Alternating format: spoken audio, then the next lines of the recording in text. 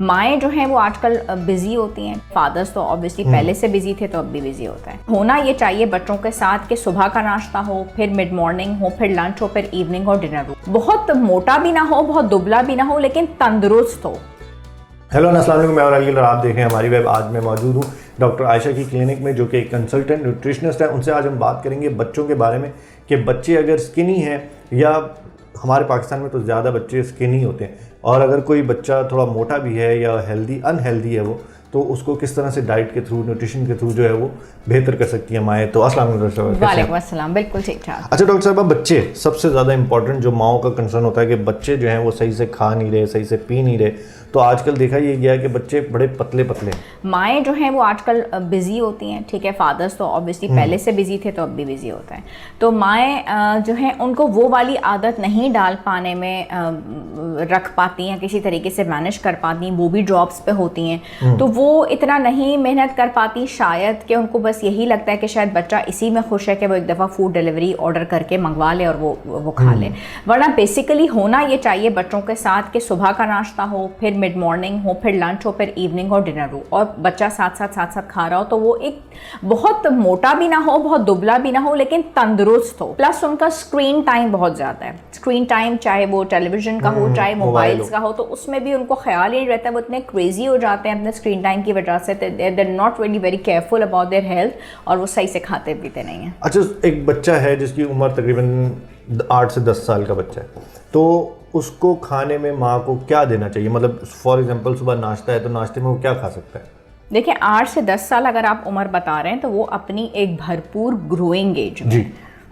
और growing as वाला जो बच्चा है, इसका मतलब ये है कि उसको दूध की ज़रूरत है, उसको 2 दफ़ा दूध देने की ज़रूरत है, और वो तमाम तर चीज़ें जिसमें प्रोटीन्स शामिल हैं वो देने की ज़रूरत है, ताकि उसकी हाइट बढ़ सके, उसकी बॉडी बिल्डिंग हो सके और वो अच्छे तरीके से ग्रो कर सके। तो ये तमाम तर चीज़ें उसकी डाइट में होनी चाहिए। उसमें गोश्त भी होना चाहिए, उसमें चीज़ भी होनी चाहिए, उसमें एग्स भी होने चाहिए। सुबह की शुरुआत आप अपने देसी पराठों से करें, और वो माँ के हाथ के हों, माँ खुद आगे बच्चे को बढ़ के अपने खिलाए। पराठा हो, अंडा हो, लस्सी हो, दूध हो। उसके बाद 11-12 बजे उसको फ्रूट्स काट के दे, गाजरें खिला दे, खीरे खिला दे। दोपहर के खाने में उसको ताज़ा घर की बनी हुई रोटी दे, दाल के साथ दे, सब्जी के साथ दे, देसी घी बच्चों को डाल के दे, मक्खन निकाल के बच्चों को दिया जाए।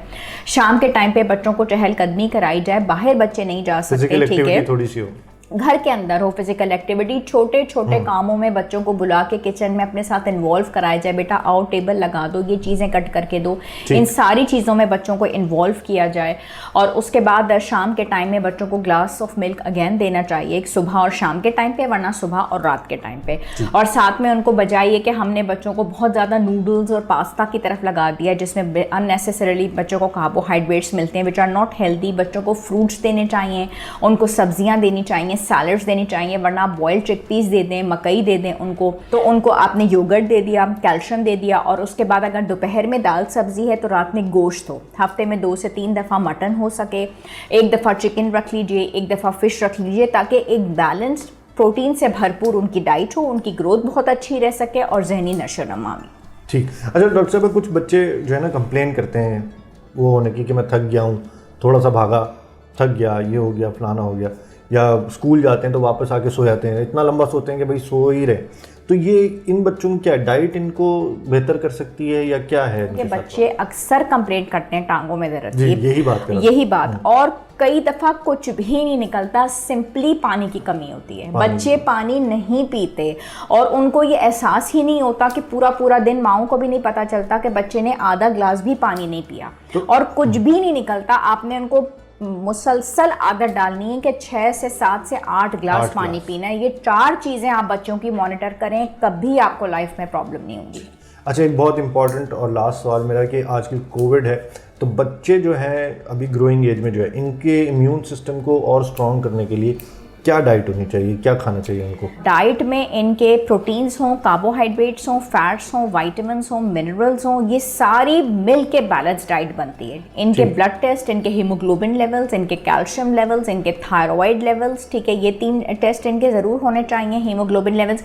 साथ में इनको आप सप्लीमेंट्स ज़रूर दें, ठीक है। और इसके अलावा जो चीज़ें रह जाती हैं, इनमें बच्चों को फल बार बार काट के दें, जो भी आपके सीजनल फ्रूट्स हैं, और नट्स बार बार बच्चों को दें। नट्स और फ्रूट्स के ऊपर ज़रूर फोकस करें, और जितने पैकेट्स की चीज़ें, जितनी प्रोसेस्ड फूड्स आप बच्चों को देंगे, आपने जूसेस नहीं बच्चों को देने, आपने फल काट के देने। जूसेस जो हैं वो सारी प्रोसेस्ड चीज़ें, ठीक है। तो आपने जितने पैकेट्स बच्चों को देते जाएंगे, बच्चों को ग़िज़ाइयत नहीं मिल रही, आपने फल बच्चों को देने। तो पैकेट्स की चीज़ें, प्रोसेस्ड फूड्स को कट करके घर की साफ़ सुथरी चीज़ें बच्चों को देनी है। तो मैं उम्मीद करता हूँ जितने लोग वहाँ देख रहे हैं उन्होंने ज़रूर इससे कुछ ना कुछ सीखा होगा। अगर आप कुछ कमेंट करना चाहते हैं तो ज़रूर कमेंट कीजिए। इसी के साथ मुझे इजाज़त दीजिए। मैं हूं राहिल गिल। खुदा हाफ़िज़।